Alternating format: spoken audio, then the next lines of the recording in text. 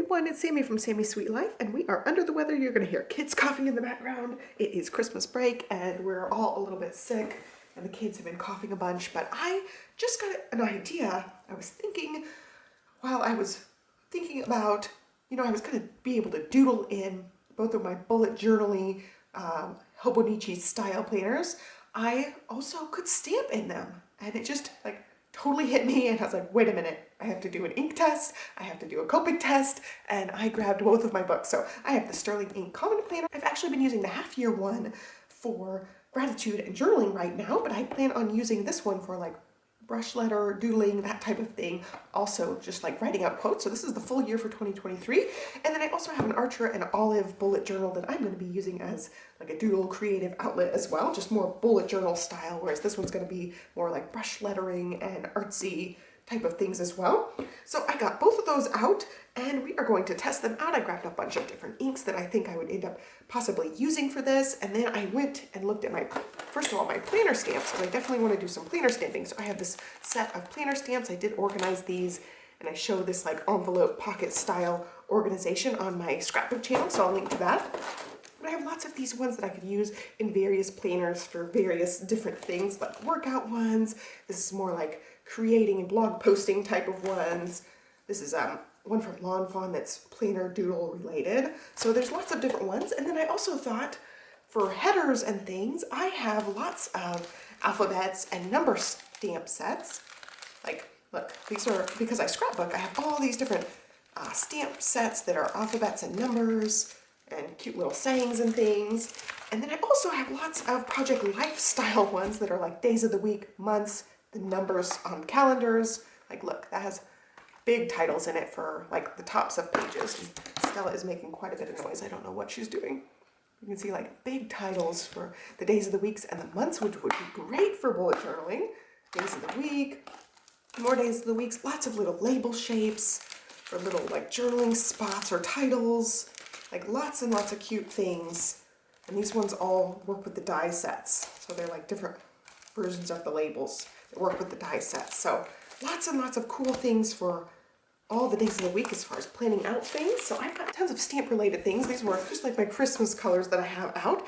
And then I thought, while I'm doing all of this, I also have Copics, so I could definitely color with these, not just the Tombos. I don't have a whole lot of the Tombow brush markers, but I have lots of Copics. So I will test these out on both of these paper. They are alcohol-based inks, so they may end up bleeding through both of these papers. We'll have to see. The Archer and Olive is kind of thick, so I don't know that it will bleed through that one as easily, but we're going to do a little bit of stamp testing.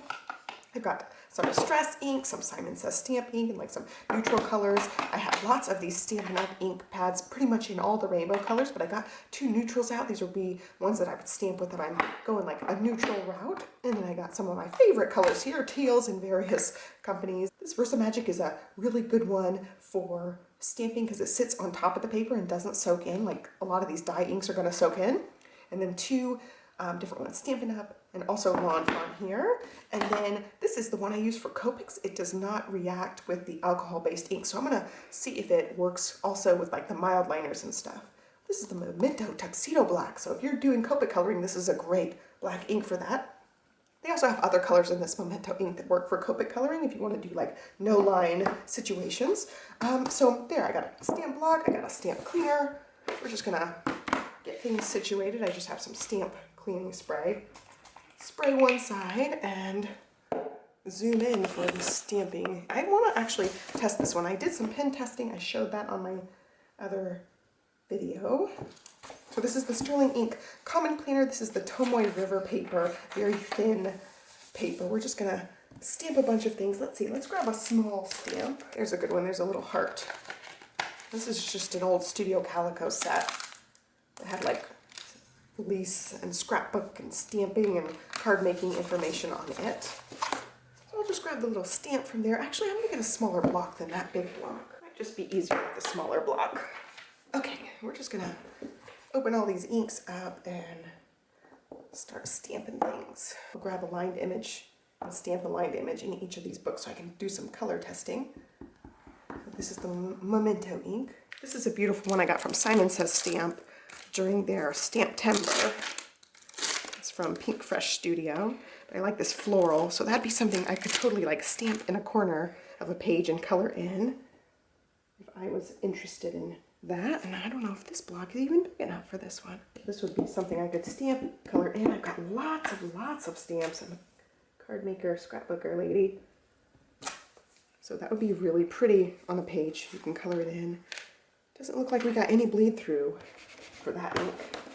I think the Copics will bleed through though. While I'm going ahead and inking up, I'm gonna go ahead and ink up both sets here. So this is the swatch area that I had made in a different video. So all this is like different swatches and tests. This is gonna be ink testing. So we're gonna have both pages open and stamp them both in the same order and try to have both papers open. Let's see, how can we do this without destroying things? I'm running out of desk space. I have so many things on this desk. Okay, there we go. We'll do it like that. Moving on to like the darker colored inks. Actually, let's start lighter color. We got two of these like neutral colored Stampin' Up! Inks. Ooh, I love that color with this like slightly cream paper. I don't know why I stamped that one really wonky. And I didn't do the black on this one, so I'm gonna put the black on there. Yeah, that one's stamped better. Okay, so that was this crumb cake color, which looks really good. And then this is a lighter color, Sahara Sand. And these are so old, I don't know that they're even colors that Stampin' Up! Has anymore. Ooh, yeah, that's really pretty.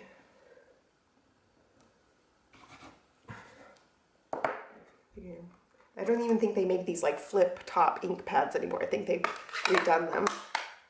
And then we have this one.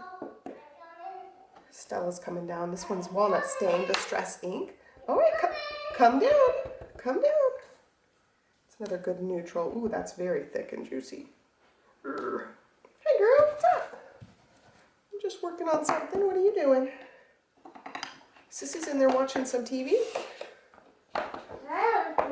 You gonna go watch with sister? Okay, you go watch. This is the Simon Says stamp ink. It's called Cobblestone. I don't even know that I've really used this ink much. It's another nice neutral color. Ooh, I don't know about that one. It leans green on that. Yeah, it does have like a little bit of a greenish color to it. I'm not sure about that one. And then my favorites, we've got teals. I'll start with the Versamagic. These ones are great because they don't soak into the paper, so they work on thinner type of plainer papers and stuff. Ooh, it's so pretty. They also are very vibrant, but sometimes these ones are hard to find. I only have a few colors of these chalk ink ones. There's that one, and then we'll go Lawn Fawn here. This one happens to be Peacock. I really like the Lawn Fawn inks. They work really nicely. I've gotten a few of them. Very pretty. And then last but not least, we have a teal that is a Stampin' Up! Teal. This happens to be a really pretty color, Bermuda Bay. One color that's like a shade lighter than this one's called Coastal Cabana, and it's one of my favorite colors that they ever created. I also have that ink pad. You might stamp that one too. So this is the Bermuda Bay. I'm gonna grab that other one actually. I also grabbed some grays. I'm getting really gung-ho about this. I've got quite a few more Stampin' Up! Ones and then one more Lawn Fawn. And I have like a lighter and darker tealish color from them and also a lighter and darker pinkish color from them. I'll go ahead and do these two. This is the one I was talking about, Coastal Cabana, one of my favorite colors they've made. And also this one, Pool Party. It's like a very light aqua. These two colors I just love. And again, no idea what they still make. They change their colors out pretty regularly. Ooh, I just love that aqua. That one. And then we'll do Pool Party. I'll write the names in after I like go back and edit this so I know which one's which. Because right offhand I don't know.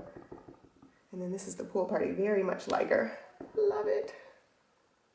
And like those three together work really nicely.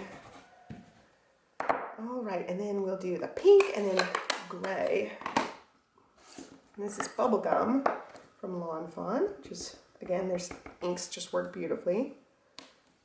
Beautiful color. Okay, and then two different grays that I have from Stampin' Up! A lighter and darker. So we got Basic Gray and then Smoky Slate, which is a cool leading gray. The other one's a pretty nice neutral gray. Stamp on down the list. Love that. Then, I'm trying not to mess up my nails. Opening and closing this kind. Last one is this basic gray, which is the darker, more neutral gray.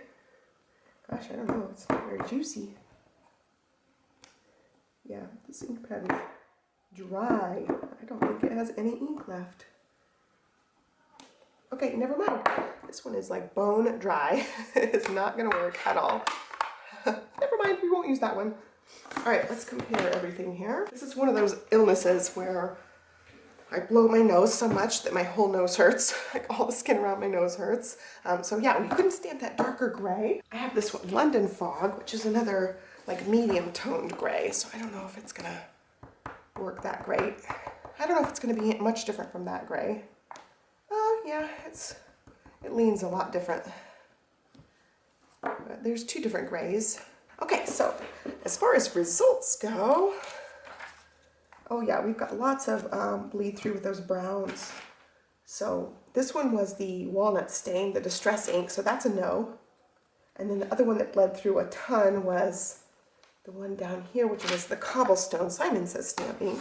So it really looks like the darker the color, the juicier the color, it will bleed through. Like we got bleed through on that second teal that I used. And then also the pink bled through. Some of these would be a maybe in this one, but the paper's just so thin, it's not gonna be great for juicy inks. And then this has thicker paper. And again, like the same colors almost bled through. This one definitely bled through that walnut stain. No, that's not. Yeah.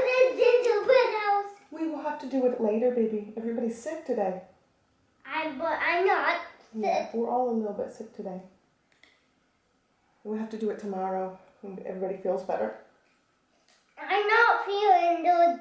Yeah, I'm not feeling good. Everybody's not. I know, baby.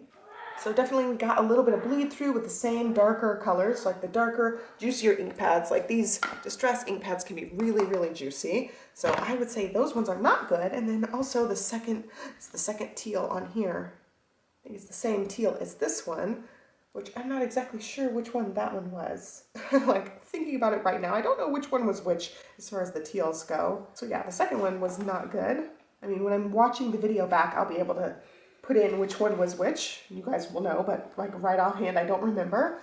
But most of them performed really well on this Archer and Olive paper. So I would feel comfortable stamping pretty much any of my normal colors on here, and having an occasional bleed through won't bother me so much. This one I would be more hesitant because we've got quite a bit of bleed through on some of these. These ones might be the Lawn Fawn ones. The Lawn Fawn ones might bleed through in like the Simon Says stamp one, but it looked like the Stampin' Up ones didn't really bleed through that much.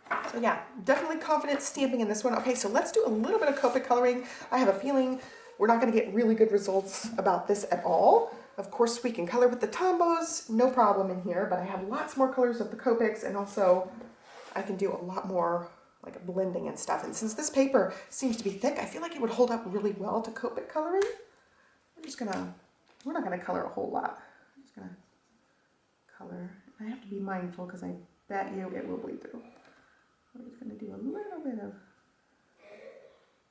shading here. Oh, this is the lighter color. I think I messed that up. I meant to do like the darker color and then the lighter color. So let's go a little bit darker and then we will go all the way dark. So this is, we're getting bleed, yeah, okay, look at that. We're already getting like complete bleed through. So this would be something that you wouldn't probably want to do on here. And this is just gonna make it bleed more, adding in the darker. I love the way Copic's like shading and stuff, so I would stick with Tombows. I wouldn't Copic color on this, but it looks so good. You would just definitely have, you know, all of it bleeding through the back if you were to Copic color on this. So that's unfortunate. I love Copic coloring. You might have to use different paper. So the Ring camera went off twice and there's nobody outside. I don't know what just happened. Very creepy. So yeah, Copic coloring, it's a no in the Archer and Olive. And then I feel like it's gonna be a no on here too. So we'll just do the same kind of thing. It might be a thing where you like add a little bit of brush strokes here and there. Let's see, I bet we're already leaking through. Yeah, we're gonna just go through. Which is unfortunate. I love the way Copics look, and I'm like not staying in the lines or being very careful right now, but I would love to be able to stamp and do a little bit of coloring. But I could get the same effect if I got some Tombows. But I love, you know, the shading. But we're getting full bleed through there. Unfortunate. So yeah, I might end up still just dealing with it and letting it bleed through on some things. Maybe not the ink so much, but maybe put something on the back so it doesn't bleed through the additional paper. But I don't know if I would mind too much every once in a while. Like being able to color something and have it bleed through a little bit. Yeah, no go for the Copic coloring, which I kind of suspected. I was hoping that it wouldn't bleed through quite so much. But yeah, alcohol-based things are going to bleed pretty significantly. This is the Memento ink. I am going to highlight over it and see if we get any smears, because I want to know if it's going to work. If I just want to stamp, I could color with highlighters. Yeah, look at that. That's not smearing at all, which is good. No smearing at all. That is wonderful news. So we definitely could color things. I could stamp them and then color things with highlighters. Oh, that one might have smeared a little bit. That one may have smeared the teeny tiniest bit on here, but I did go over it quite a bit. So if you were light-handed with it, I don't think it would matter that much. You could definitely stamp things with that Memento ink and color them with the mild liners or with the Tombows. And they look really good. Like, I love the way that the stamping looks in both of these. So I will definitely be taking advantage of stamping more in both of these books, but maybe not so much like darker colored inks. And then I could do plainer stamping with a lot of different colors, because the bleed through on here is not bad at all. I just took that page away. Let's see, there it is. You could definitely still get away with it with some of these lighter colors for sure. So yeah, I'm happy with that. I'm excited to be able to use both of these and use some stamping. It just occurred to me and I'm like, oh, it's genius, even though I should have already thought about this well ahead of time. Since I'm originally a card maker, I have tons and tons of stamps, so it was just kind of a no-brainer moment. I'm like, oh yeah, duh, I have all these stamps. I can do my own cute little stamped headers and days of the week and all that stuff and decorate these with stamps. But yeah, there you go. I am really excited about this. I hope this was helpful for you guys. I will link to relevant things down below for you guys. And I'll catch you next time. Thanks for watching. Bye.